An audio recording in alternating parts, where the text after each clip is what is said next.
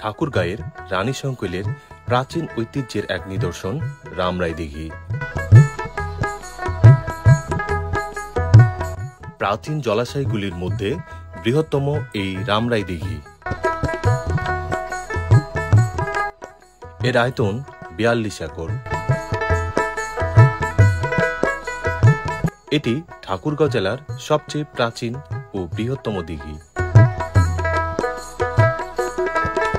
এর সঠিক ইতিহাস এখনো জানা যায়নি, তবে ধারণা করা হয় দিঘিটি ৫০০ থেকে ১০০০ বছরের পুরাতন হতে পারে।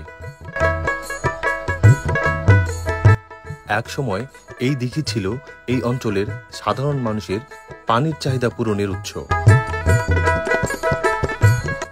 এই দিঘিকে ঘিরে নানান রকম লোককথা শোনা যায়।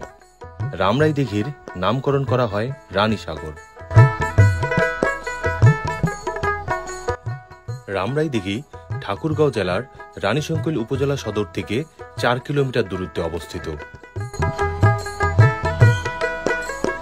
এটি পদমপুর ও উত্তরগাঁও গ্রামের মধ্যবর্তী স্থানে অবস্থিত। এর চারদিকে যেন বিশাল সবুজের সমারোহ।